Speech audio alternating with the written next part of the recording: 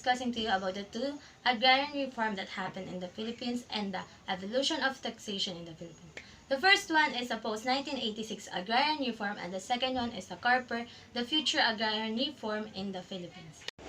Agrarian reform refers to the redistribution of land, regardless of crops or fruits produced, to farmers and regular farm workers who are landless.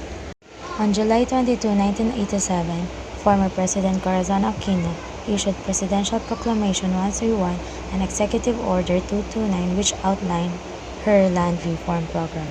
By 1988, the Congress passed Republic Act No. 6657 or the Comprehensive Agrarian Reform Law, which introduced the program with the same name, Comprehensive Agrarian Reform Program.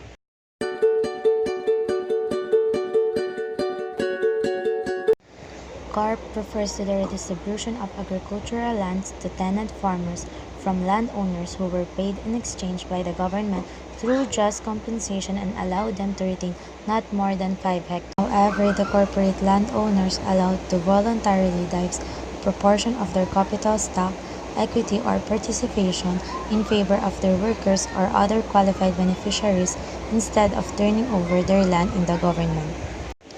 CARP accomplished 22.59% of land distribution under the Aquino administration, while under the Ramos administration, CARP implemented was speeded, despite the limitation and constraint in funding it. By 1996, the Department of Agrarian Reform or DAR distributed only 58.25% of total target area to be covered by the program.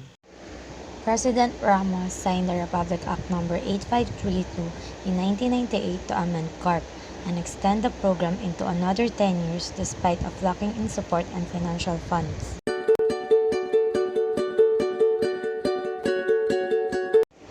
CARP expired in 2008, leaving 1.2 million farmers and beneficiaries and 1.6 million hectares of agricultural land to be distributed to the farmers.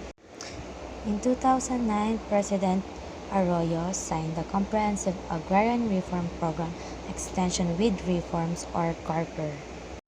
CARPER refers to the extension of the deadline of agrarian reform up to 5 more years. From 2009 to 2014, the CARPER distributed a total of 1 million hectares of land and 900,000 farmers beneficiaries, and after 27 years of land reform, a total of 500,000 hectares of land were undistributed. The DENR and DAR mandated to fulfill the CARP and CARPER, but even they combine their resources, they are incapable of fully achieving the goal of agrarian reform in the Philippines. I will insert a short video clip for more understanding about the CARP and CARPER. The arithmetic behind agrarian reform is as easy as 1, 2, 3. It is a formula that can solve rural poverty. Let's take a closer look at the numbers. Philippines is a country with an estimated population of 94 million people. However, about 23 million Filipinos are stuck below poverty line. Most of these Filipinos reside in the rural areas. If agrarian reform lives up to its promise as mandated in the Philippine Constitution, that is to redistribute the agricultural resources of the country to landless farmers, and to allow agricultural workers to receive a fair share of the fruits of their labor. Then under the CARP and CARPER, 1.5 million hectares of land will be redistributed to about 1.1 million farmer beneficiaries. The program will benefit an estimated 6.6 million individuals. That's 29% of the poor, mostly residing in the rural areas, that will be alleviated from poverty. Plus, there will be sufficient, affordable, and nutritious food for all. But agrarian reform is more than just numbers. Owning a piece of land earning a decent living from it and enjoying its fruits mean sending children to school, putting food on the table, and providing a roof over people's heads. In other words, agrarian reform allows one to live a life with dignity. And to a simple farmer, it is the only sum that makes a world of a difference.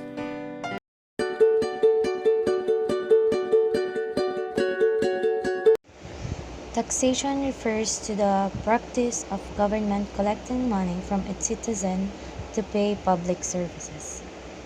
It is also a government mechanism to raise funds, developed and evolved through time, and it came with our colonial experiences. The taxes that people pay will be allocated by the government to improve the lives of the citizens.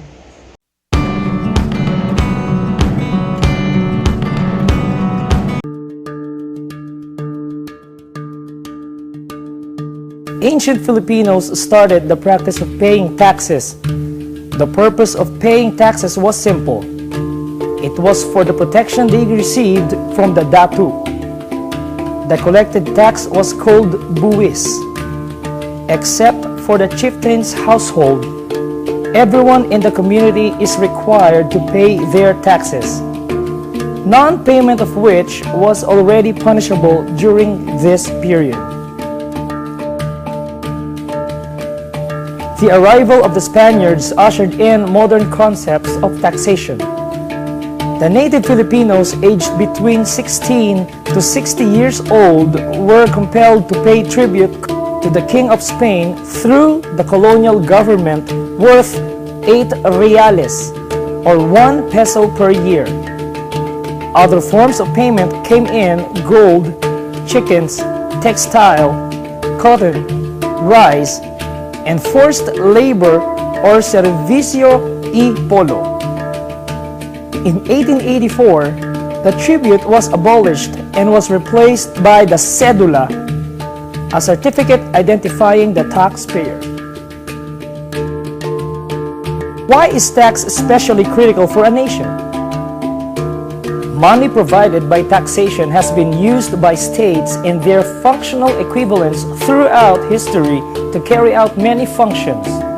Some of these include expenditures on war, the enforcement of law and public order, protection of property, economic infrastructure, public works, social engineering, subsidies, and operation of government itself. Governments also use taxes to fund welfare and public services. These services can include education systems, health care systems, pensions for the elderly, unemployment benefits, and public transportation. Energy, water, and waste management systems are also common public utilities. This is where your taxes go.